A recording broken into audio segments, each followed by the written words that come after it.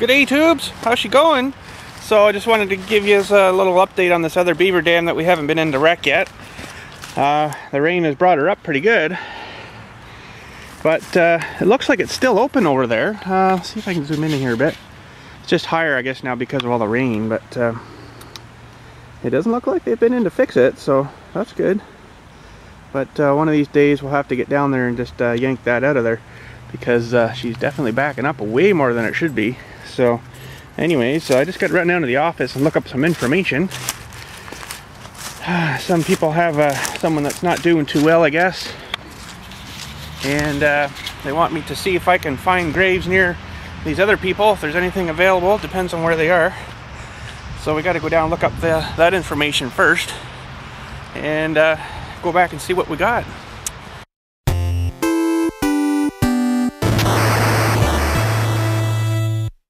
See if we got any space left. So usually if it's in the older section, you might be out of luck, but sometimes if it's near one of the newer ones, we can get something closer, you know. So but anyways, we're just gonna head in the office and have a look here. Okay, so we got to go in the fireproof cabinet here. Did I open the right one? I did. Okay, got to find the card here. Oh frig, got too many cards. So we're looking for the name Teeter. This is gonna be hard with one hand here. Teeter. Okay, there's some Teeters, but I got to look at them real close here to make sure I get the right one. So hang on, tubes. Okay, so there's just some addresses and stuff on there. I shouldn't probably be showing and stuff, but there's a Teeter, and we got one in St. James, lot 279, graves 1, 2, and 3. So we'll have to go back there, and I don't know. But let's head back and have a quick look here. Okay, we actually probably don't need to go back there, because I know we do have room back there, because I just did something like this not too long ago. But we got lot 279, and if we look on the map here for St. James, there's 279 there. So there used to be a tree there. It's gone now, though. We ripped the tree stumps out of there. But right down in this area here, I've got 31 I just buried, I think, people there. So we've got a little bit of room here yet that's never been filled in. I don't know why, but so they'll be a little bit of distance away, but not too bad. So I'm just gonna call the guy back from the funeral home there and tell him, yeah, no problem. Okay, so he's all good. Apparently this fella's not doing too well. He's up in the hospital and stuff now, so kind of sad, you know. But she happens. She happens a lot. So a lot of people don't know about it or hear about it or anything forever, you know. But it happens all the time.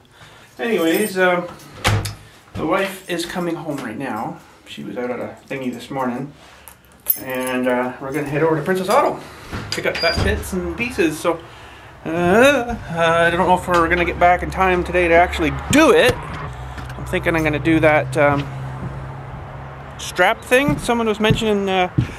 Instead of hogging out that other bushing that's there, just weld it on the front of that thing and then put a strappy piece and weld it around. So that's what I figured I'd do. Is I've got some good stuff there. I got this stuff here that would probably work. Well, it's not super thick, but thinking you could just wrap that. Started on the one side of go look here. Started on the one side of the Coulter Dewey here, and then weld your big bushing. So we'll say this is the bushing here. Weld that onto like that, where she's going to fit good, you know.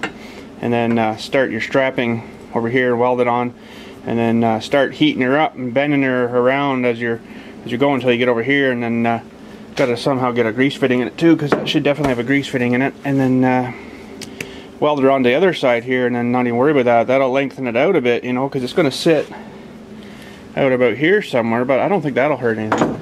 That'll be probably better than going down in here, you know, and then screwing that up. So, but anyways, I can't remember your name, who suggested that, but freaking good idea, buddy, and never even really thought of that. Anyways, the wife just pulled in. She's got the car. Oh, and it's dark. So, ooh, that was scary. So we're gonna head over to Princess Auto right now and have a look around and stuff, and pick up the Dewey. So there's our Dewey here. Ah! No, I'm just it's good now though. She's good. hopefully she doesn't break there, you know, because that apparently makes her brittle like that when you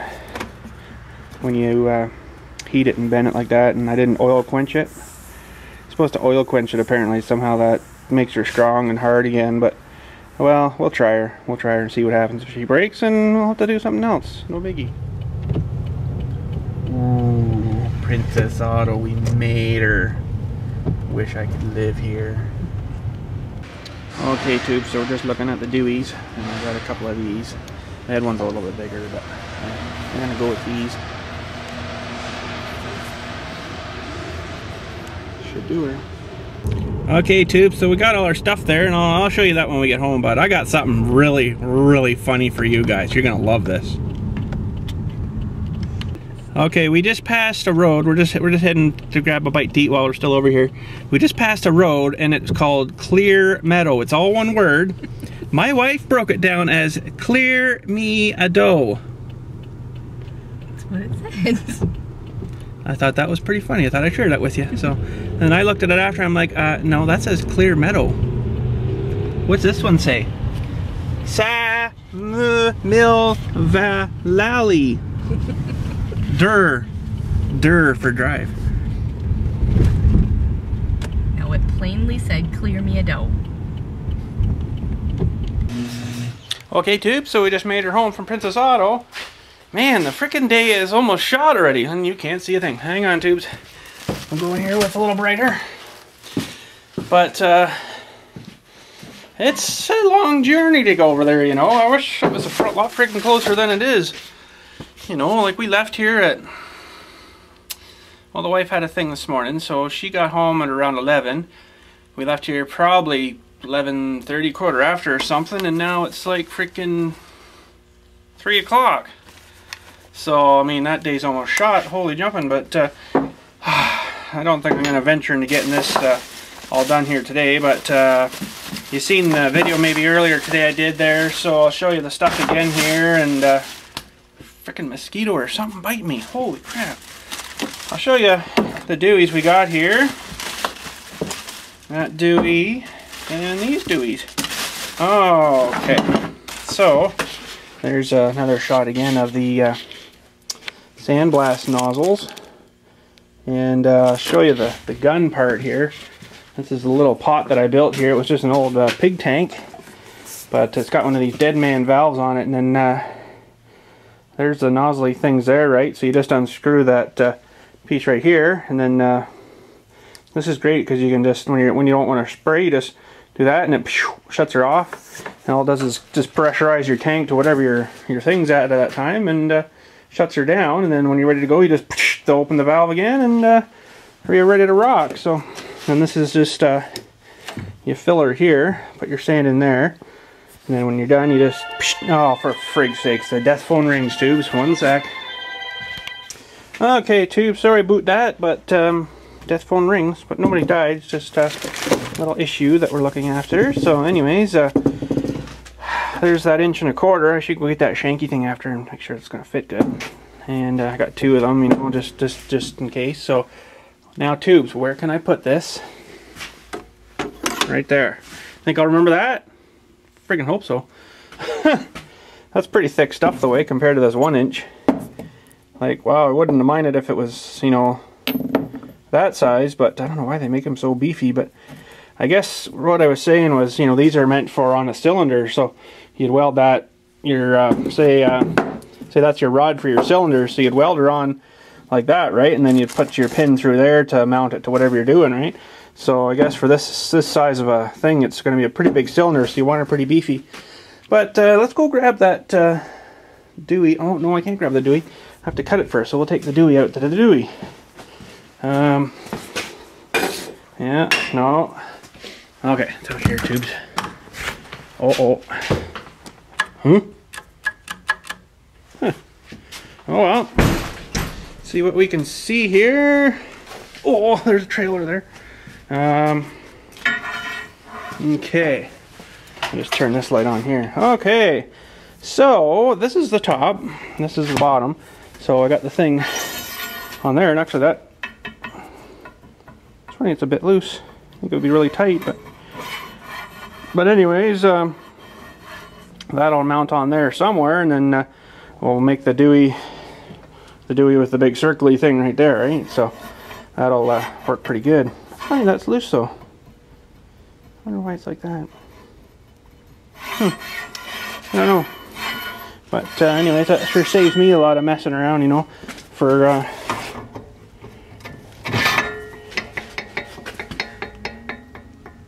well, I guess they make it a little bit bigger for clearance, you know, but anyways, it's the way she is.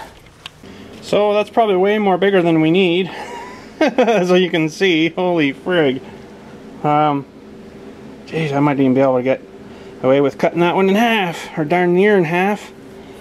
That'd be alright. So guess I could have got the smaller ones. They had ones about that size there, about half that size, but I should have measured it before I left. But I think that hole would be center. That's maybe what we're gonna do, because we don't really need it that big. Holy, that's a little bit overkill. But I think what I might do too is tear this all apart, sandblast it all up, get a real good surface here to weld to and stuff. I'm gonna leave this in here. And the one side here, I might flatten her down a wee bit, just so it'll sit a bit snugger onto that, and then weld her on. Be able to get a good good bite into her. So, and then I think I showed you earlier there that stuff I've got. May as well bring it in, I guess. It's not super heavy stuff though, but it's not too bad, I guess. I'm gonna just look around for a sec. Hold on, I might have something better. No, that's all I got. That'll work. Anyways, that's probably a little wider than I need too, isn't it? Just a hair, eh? Oh boy. But I can trim that later, I guess.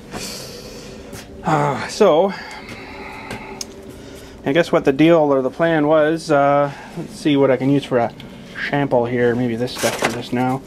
Was weld the Dewey in here, and then start like a strapping piece. This stuff over here, weld her on here, and then get the torch out, start heating it, you know, we'll just go shh, and then slowly start bending her around the corner until she meets the other side, and see if we can get it as tight as we can get her there, and just weld her on. Wouldn't mind actually punching a couple of holes through it and then weld through the holes too, right? Into here, into here, into here, whatever, but I do want to somehow get a grease fitting in there. Well, on this piece here. So we'll have to see if we can either drill another hole or something. It'd be nice to have a grease fitting on it, but I guess this one never had one. Although it is somewhat greasy in there, but you can just pop it out, grease it, and stuff it back in for all it really does, I guess.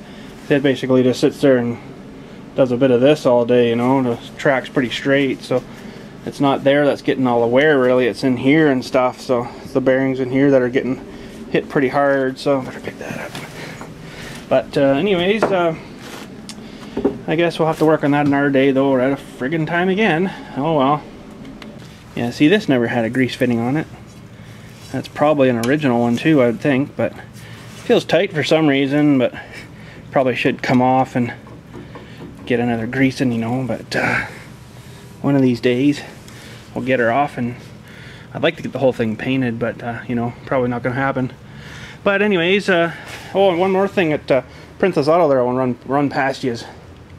Remember the other day I was mentioning about getting one of those discs that you pull behind like an ATV or a garden tractor or something? Well, I asked her about it over there, and I said, do you have this in stock? So she pulled it up, and oh no, we don't have any here. We got there's one in like in BC or something. I'm like, that's a bit too far.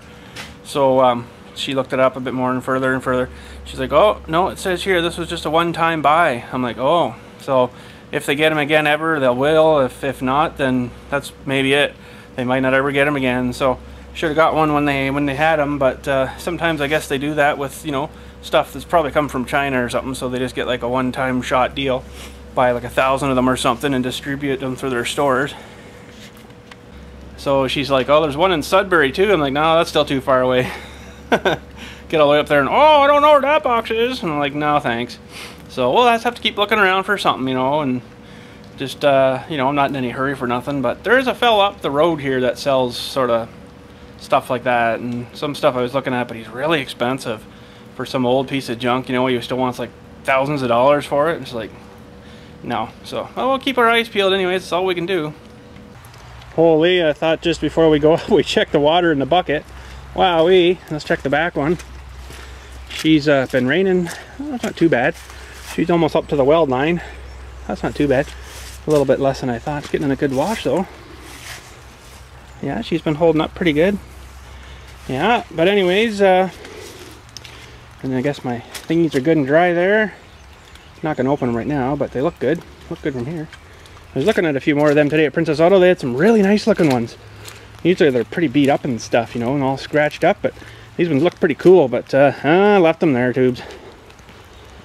But anyways, we're gonna head up to the house, and I have no idea when the frig I am going to be able to frickin' whatchamacallit this trailer. Man, I don't mind actually sandblasting in the wintertime, because it's usually really dry then. Hang on, tubes, I'm gonna have to go up to the house for a sec. That rain was starting to tick me off, but anyways, yeah, what I was saying there was I don't mind sandblasting actually when it's wintertime outside. I used to do it quite a bit at the place I used to work that rented the tools and stuff there, so wintertime she gets pretty slow.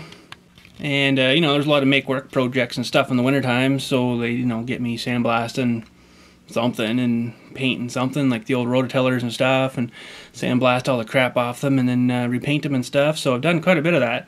So yeah, I know what I'm doing when I paint. So been painting a long time. So but yeah, because it's wintertime, it's the air's usually a lot drier, so you don't get the moisture and stuff and stuff. But the only thing is when you're have the thing outside and it's cold and you bring it in, it sweats, but then it rusts. So that's not good.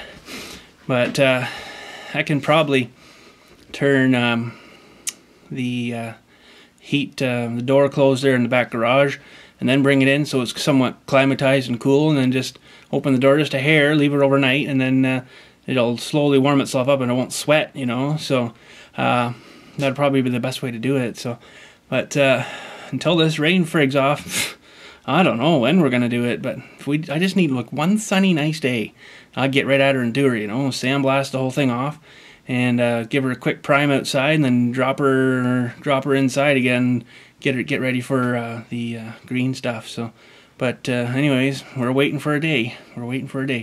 But yeah, that's it for today, tubes. Not much else happening. So anyhow, we'll talk at you later, and have a good one. Thanks for watching.